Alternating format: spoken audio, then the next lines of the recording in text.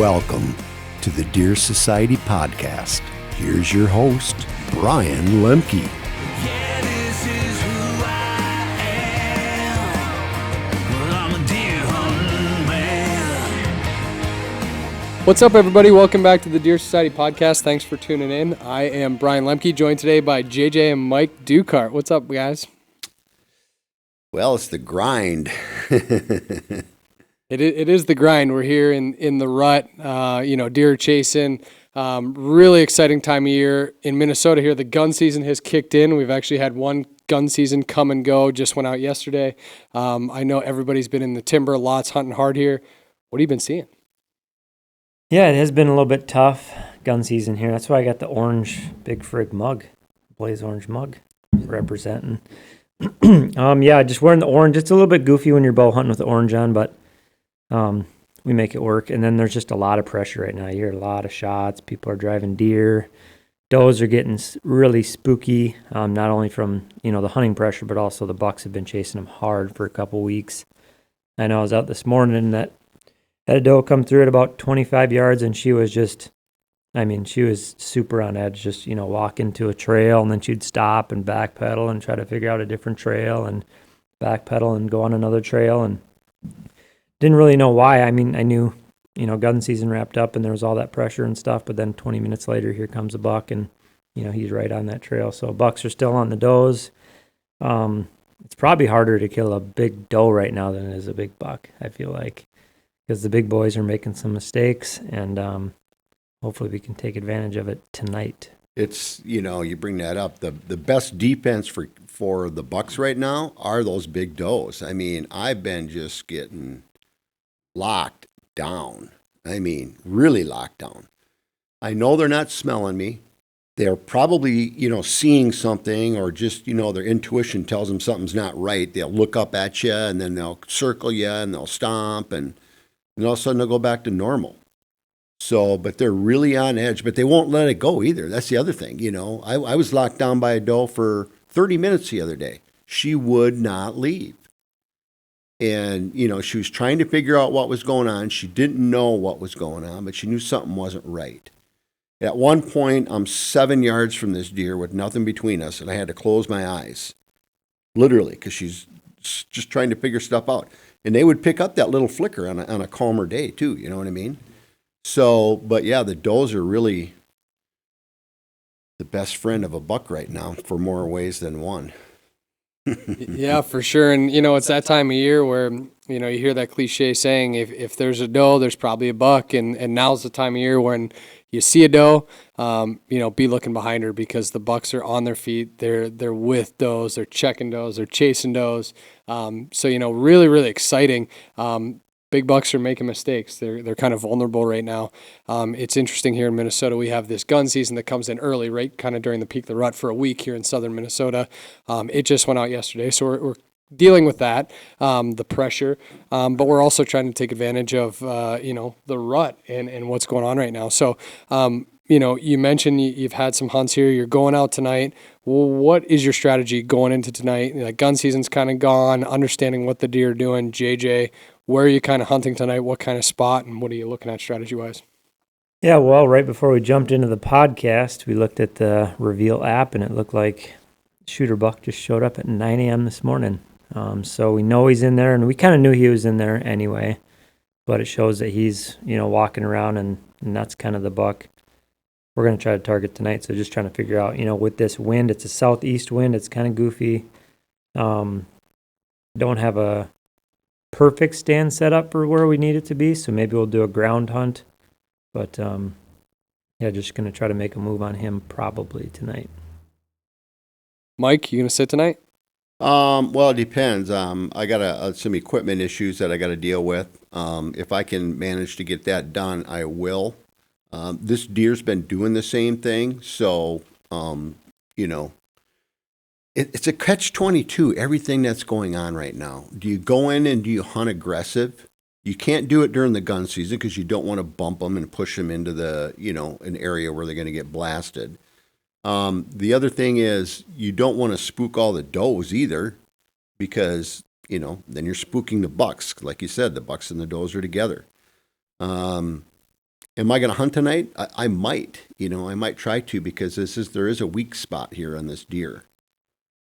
My opinion there is, man, if there's a time to get aggressive, if you have to be aggressive at any point, now is the right time to do it. We have a week now in between gun seasons here in Minnesota. Like you mentioned, the gun season's out now. So the chances of you spooking a deer, off the property and him getting shot by a gun are lesser at this point. It's that time of year where, yeah, you might go in there and spook a doe, but I've seen this time of year too.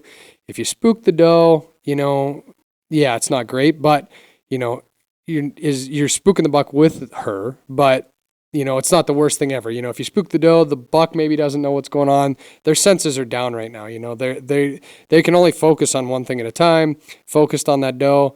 If you spook them, you don't want to, but I feel like this is the time of year where if you got to get aggressive, you do it. That's my take on it. Yeah.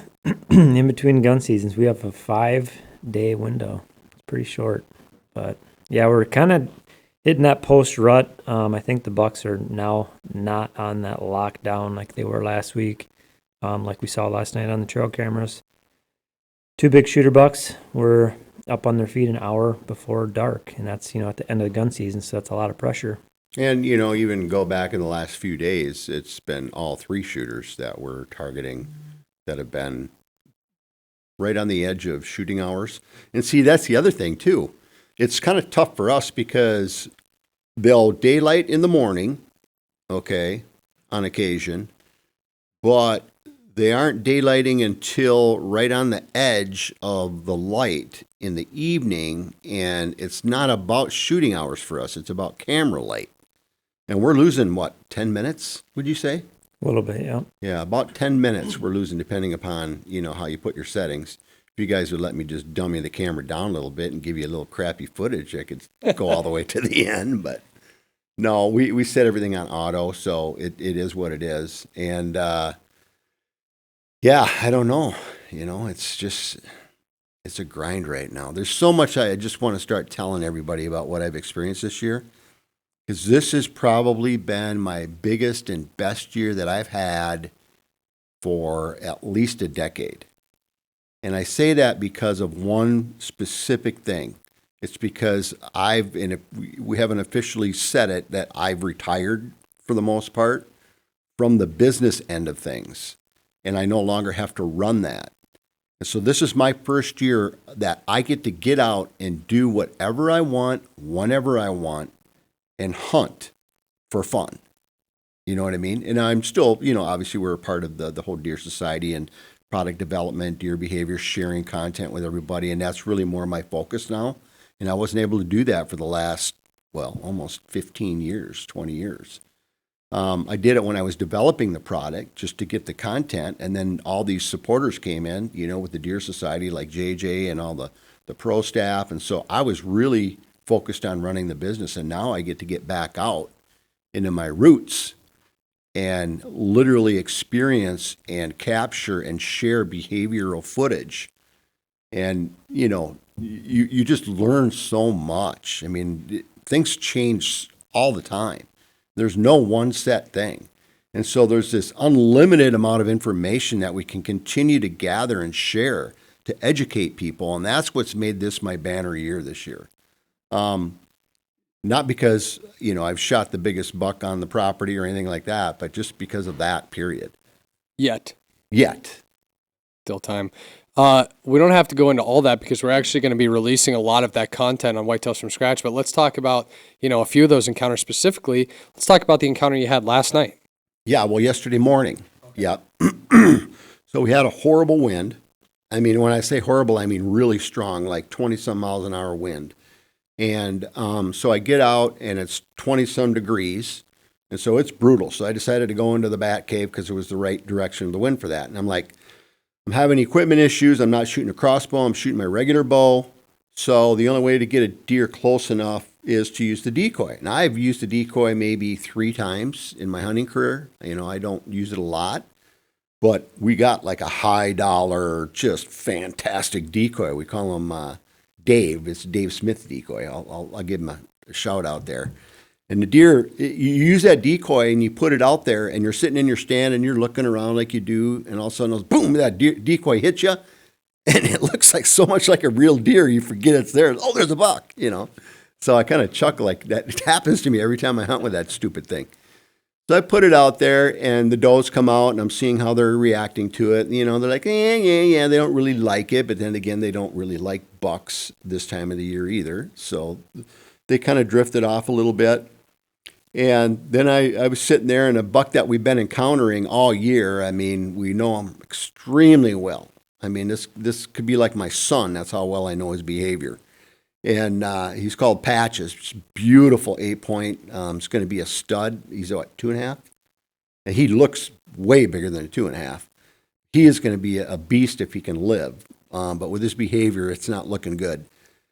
He slid across. I looked up, and there he was. He's seen the decoy from across the entire field, and he slithers his way around. And I'm thinking to myself, and I get the camera on him, and he slides in behind the decoy and just basically sucker punch cheap shots him from behind. And from that moment, when I saw that happen on film, it was so quick and so destructive, I realized to myself, if a buck ever really did attack me, there's nothing you could do about it. They are so quick, so strong. He flattened that thing right to the ground, bent the metal bar, and snapped the rack off in a split second. It was just boom, and it was done. And all of a sudden he goes over and he's, freaked out because, he just flattened his deer, and he runs over into another opening, and I moved the camera over to the other window, and I could see, and I didn't catch the pawing, but he's pawing, and I just kind of giggled, and I went out there. I'm like, oh my God, the rack was like 5 yards away that he snapped off, and the bar was bent. And I'm trying to get the decoy back, and it just stunk like deer piss, so bad there. And it was really cool. Yeah, that's awesome. You think about the sheer, strength and aggression in those deer. It's pretty wild. I had an instance down when I was in Kansas here about a week and a half or 2 weeks ago. We had a deer come in on the first day, and its rack was completely covered in blood. And, at first it looked like the deer had just shed his velvet. Well, it wasn't. He'd been fighting, and he had a big wound, kind of on his right base there. And then the deer that I did end up shooting in Kansas, similar thing. He had a wound by his pedicle, and then he had a big wound in his neck. So it's so cool for you to be able to see that. Because those deer, this is the time of year and a little bit before this in that pre-rut stage where deer really going at it hardcore, and there's no messing around. When you get to see that, it's pretty amazing. So when you were in Kansas, what was that rut phase like stage? Yeah, so that was the first week of November, and it wasn't full on rut yet. It was pre-rut. There were bucks kind of bumping some does around, some younger bucks chasing, but we weren't in that rut stage yet at that point. When you saw a doe, there wasn't a buck always with her, in the big alfalfa fields at night. So painting that picture a little bit, a lot of open ground down there, a lot of tall CRP grass, not a lot of timber, but there are some big alfalfa fields that are green. And at night, those things would fill up with hundreds of deer. And these deer are bedding in this really tall switchgrass looking stuff, cedars, that's the cover down there. So where we were hunting was kind of a transition point of deer coming out of this draw and using this grass and cedar line to get to this big alfalfa field at night. So lots of deer, we were able to see lots of deer, but not really crazy rut stuff going on yet. Now I would imagine right now is kind of their peak time, a hair later than we are, and obviously we're seeing a lot of chasing going on now. You mentioned kind of getting towards that post-rut a little bit. I would guess that they're in their kind of peak chase phase right now down there. Yeah, I would say here we're, I kind of documented it actually. That's the other part of all this behavioral stuff, watching the does change. When the bucks were aggressive, they were hitting the scrapes and they were doing the rubs and everything, and the does were still hanging out with their fawns in groups and stuff like that. And I literally watched it changed in a night, where the does started getting, I'm going to say, bitchy, and freaked out and hormone driven. And then I watched them the next day pushing off the fawns. We always talk about that, but I actually filmed it happening, because they're coming out into this spot every day, right? And I was lucky enough to be able to document days and days and days and days of this behavior breaking down. And then you'd watch the bucks come through and watch their behavior, watch the little bucks chase, and they go through that first little push, when some of the deer come into estrus. But anyway, long story short, yeah, we are, I would say, JJ, the little guys that aren't the dominant ones, like this Patches, but still breedable. He can still breed. He's been kind of searching on and off. I'm sure he's got lucky a time or two. But the big boys that they wanted to be with did lock down and were breeding does consistently, and they did disappear. And then your 2 and 3 and 1, 2 and 3-year-olds, and some of the 4-year-olds you would see strand like Curly Fry. He was still running around, so he wasn't quite getting all the action of the first does. But I would say a lot of does have been bred, and now the bigger bucks are showing up just the last few days looking for the next estrus. I'd say that's where we are. I think it's super vulnerable time of year again for these big bucks. We go through that lockdown phase where you have to be really, really right tight to them to get them killed during that time.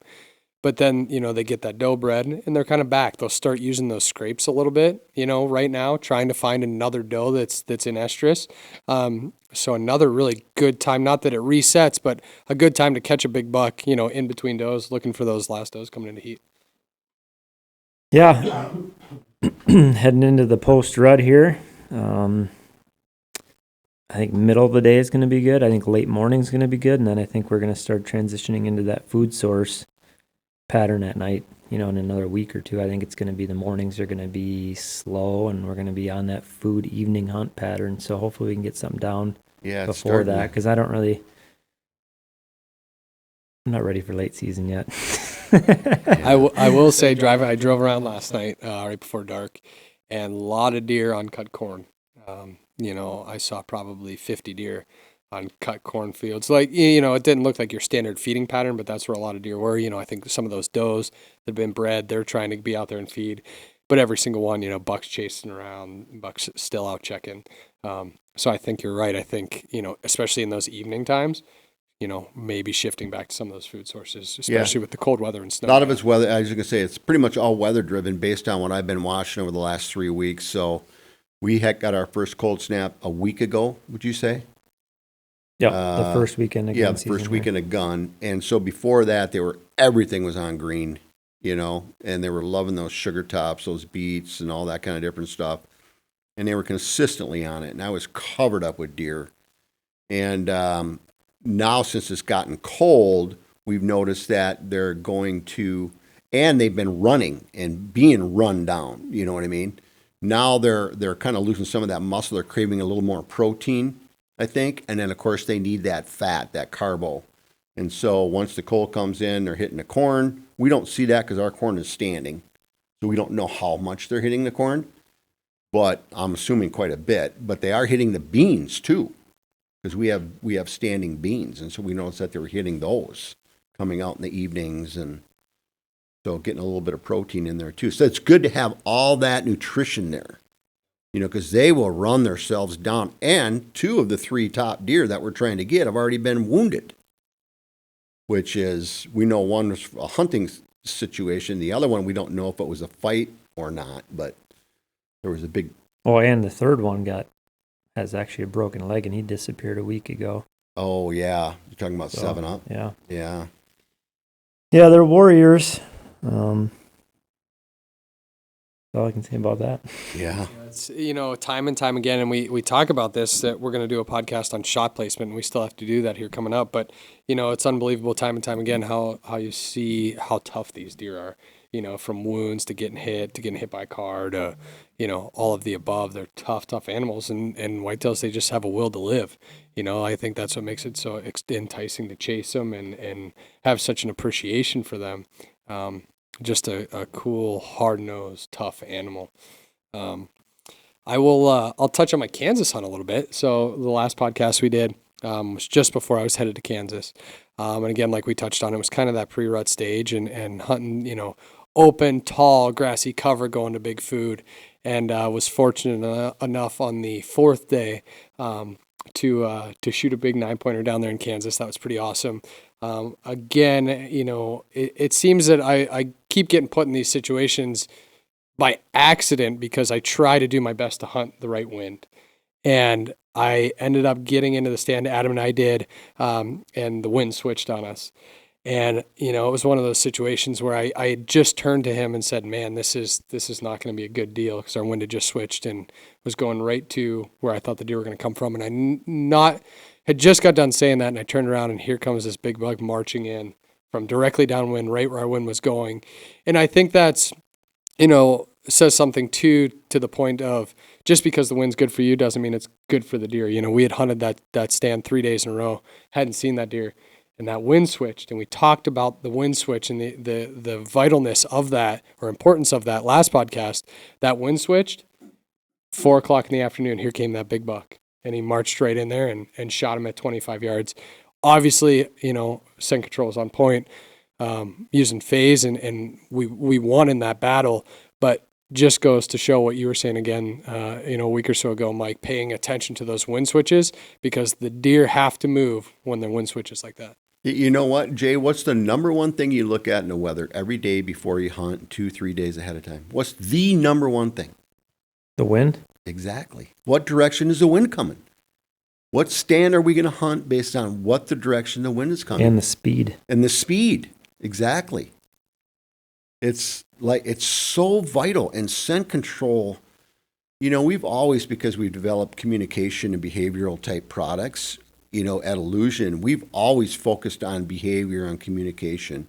And we knew at that time how important scent control is as well.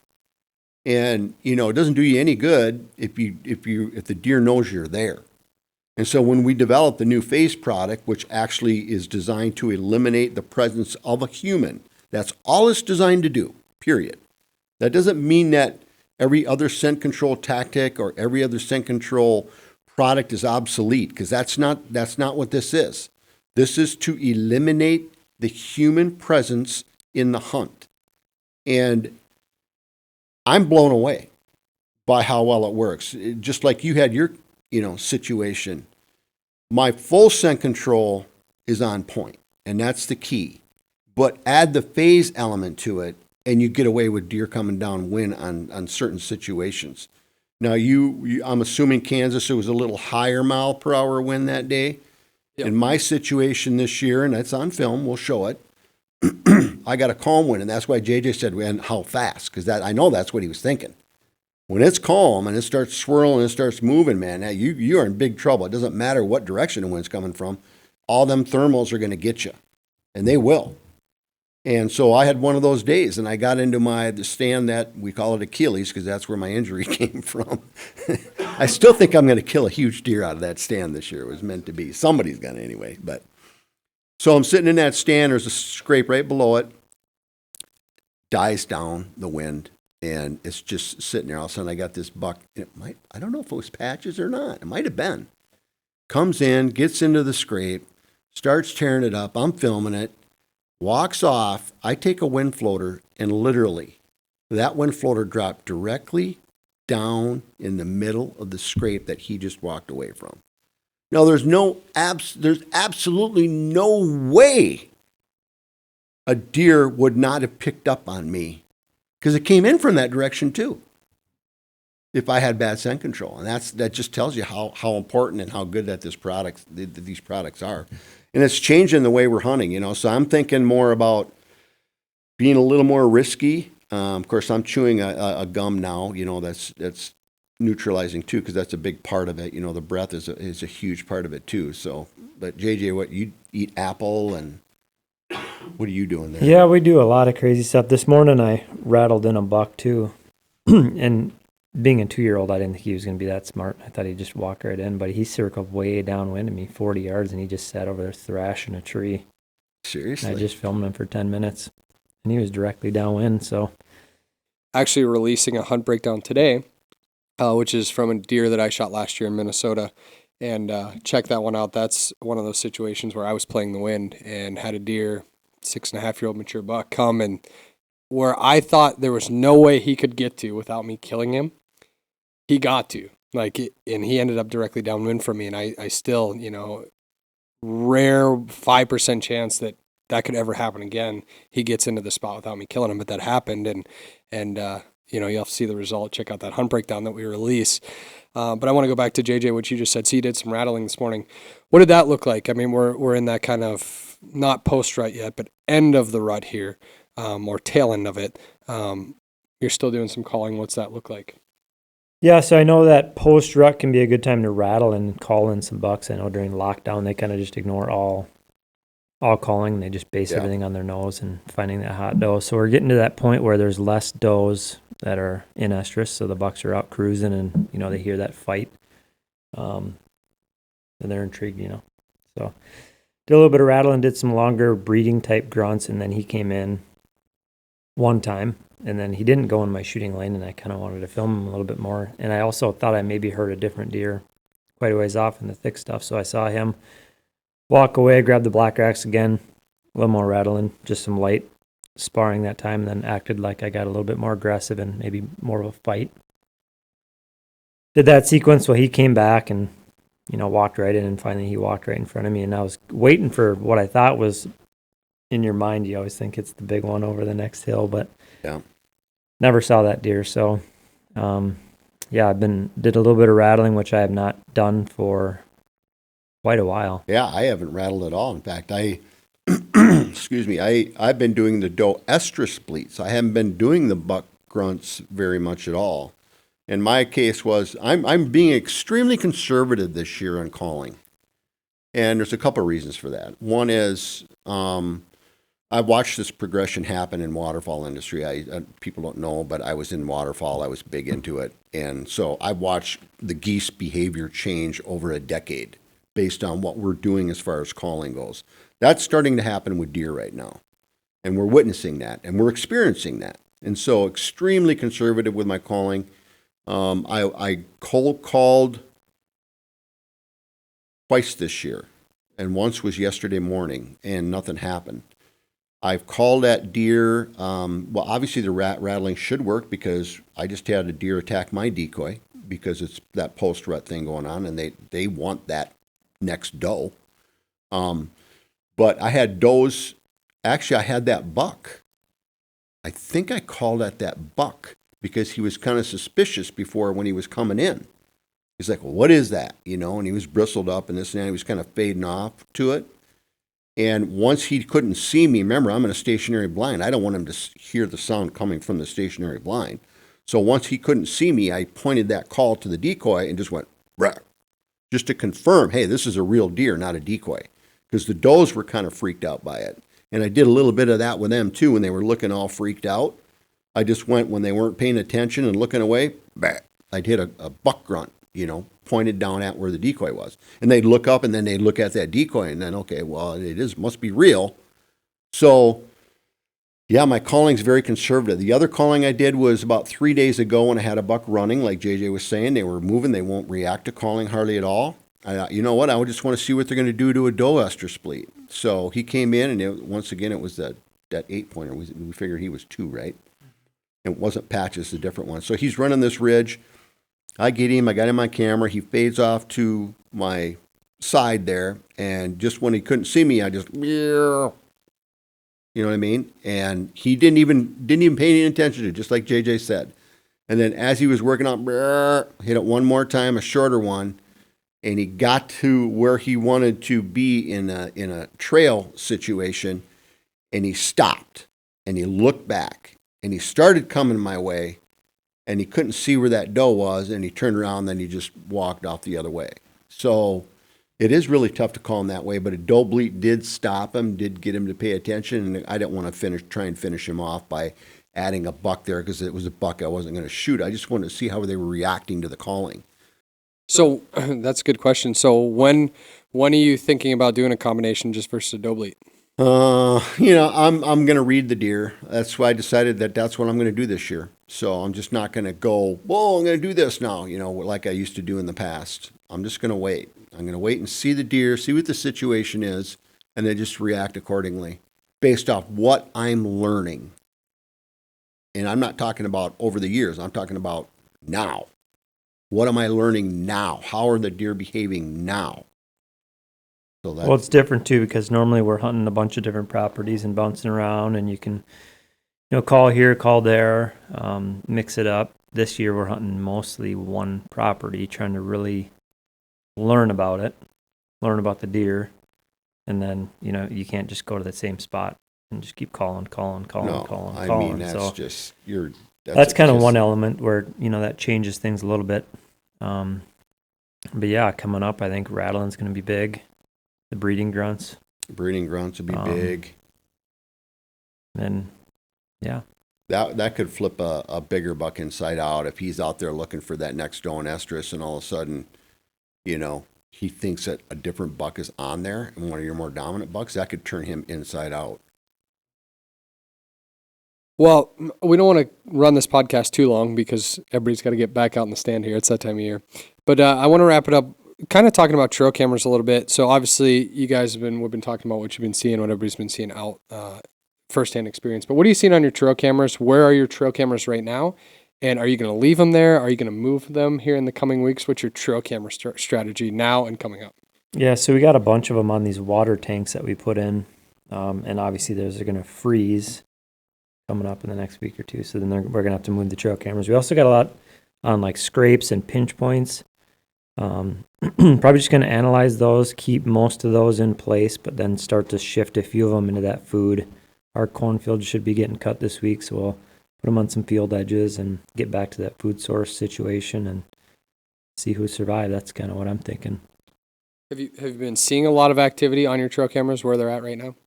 Not as much on the food, like food plots. I'm sure they're hitting the corn pretty good. The water tanks have not had as much activity. So no, not as good as it was pre-rut. Well, let me add there, because we're learning here. Hey, this is a new property. It's not all set up. So we did have it set up for water because that was what was going on, the water. And then we also had it set up for scrapes and licking branches, and that was what was going on at that time. And we were getting all that footage. And then once it started to get into the actual breeding process where the doe started to get into estrus, the one thing that I picked up immediately was as soon as they switched over, they were no longer walking in the open areas. So they might be taking the same paths, the same areas, or doing the same basic things, but their travel patterns were in cover all the time. I mean, 90% of the time they are in cover. I'm still seeing the deer, but they're not out in the open anymore. They're in the cover. And so those are strategies that, once again, I just picked up on that. It's like, well, during this time, they're doing similar things, but it's not in front of the camera. It's not because they're avoiding the camera. It's because they want the cover. The doe's behavior is they don't want to be pestered, so they stay into the cover. And the bucks obviously know the does are going into the cover, so they stay into the cover. And so that's what I think is going on. So once we start getting this property strategy going, I think we'll have to come up with a camera strategy and let our listeners know how effective that works for us. Yeah, absolutely. And I think, to your point, it's a really hard time to rely on intel from trail cameras. I mean, obviously we're all taking as much information as we can all the time from, our reveal cell cameras. But like my cameras right now are pretty dead. Like I'm not getting a lot of big bucks on there, and it's not because they're not there. I drove around last night and saw 3 of them. Yep. But it's because exactly what you said, the deer in cover, they're spending a lot of time in the timber right now. A lot of my cameras are on scrapes. I think they'll start to pick back up here in the coming weeks as big bucks get off does and they start to check some scrapes again a little bit. I'm going to transition some of my cameras too back to food sources for what's coming, post-rut, late season, that kind of thing. But my camera's been pretty dead as far as big buck wise. You get a trail camera picture that's blank here and there. And what's that tell me? It tells me, wow, there's probably doe ran by, and maybe didn't catch her or something happened quick. But this is a time of year where I don't think you rely heavily on your trail cameras. You go in, you hunt, you get in the timber, you get in those cover areas where bucks are going to be chasing does, and I think that's what's going to put the odds in your favor. I agree, 100%. It's a catch-22. You don't want to get into the thick cover either too much, and if you start putting your scent and presence in that thick cover. You could bump the deer off property during the key gun season, but I mean, now would be a strategy I don't know. I'm just like freaked out I'm going to bump the deer off the property and somebody else is going to, end up shooting a deer, but that might be a little selfish. I'm not sure exactly how to analyze that, to be honest with you. Well, the hard thing, I would play devil's advocate a little bit there too and say, look at last year. You guys hunted the fringes. You do whatever you can to keep those deer there. And realistically, they're going to go those places too. You're going to have deer that get shot by the neighbors. Obviously, you want to do your best not to, facilitate that. But I think if you have the opportunity to kill a deer, be a little aggressive and go in there and try to kill him, because whether you like it or not, those deer are gonna at some point bump off, and it's just a happenstance that those deer get shot on the neighbors too. So, I think if you have the chance to kill them, you do what you can, get in there and kill them. Tonight? It's going down tonight. Yeah, what did you say? You said that's something very similar to that, or your wife told you, well, it didn't work last year. Yeah, well, it's just so weird in Minnesota. You got this gun season, right? Pre-rut when all the bucks are running. And I think she said, well, would you rather, not hunt and have somebody else shoot the big buck, or would you rather, give it a chance and have somebody else shoot the big buck? Yeah. Are those the only options? The only option is that somebody else is going to shoot the big buck. I was like, well, I might as well at least give it a chance, It makes sense, and we did. We hunted this year during the gun season. I mean, we didn't go in there and blow up our woods. Yeah. Either way, somebody else shoots the big buck. It's door number 3. It's still closed. Can we open it up and see what's back there? But I have done a couple little mix-ups. I've tucked into cedars and had a couple ground hunts. I think tonight, if really I wants were me to him, get out there with that crossbow and get in that spot. I know where I would sit up on the ground. There's a couple things you could do that don't necessarily have to, jump into a tree stand all the time either. We got that southeast tomorrow too. Yeah, Yep. We do. Maybe, I don't know if I'm going to be able to get ready for it tonight, but I think I'll get ready tonight, and then I might end up doing it tomorrow. I think we have a little stronger wind tomorrow. Yeah. Do we? Cover for you. Well, I think let's do this. Let's wrap this thing up. You go get in the tree. Let's get this crossbow thing figured out. And, man, hopefully we have some big bucks to report here coming up. Keep an eye out on Facebook, Instagram. Deer Society is now on TikTok as well. So make sure to give us some likes there. Thanks for watching. Thanks for listening. If you're watching on YouTube, make sure you subscribe. Deer Society app, lots of good information out there. We talked about breeding grunts today. Really, something that you can add to your arsenal this time of year. If you want to know more about that, instructionals, detailed instructionals on the free Deer Society app. So check that out. Thanks for listening. Good luck out there in the woods, and hopefully we have some good updates for you here coming up.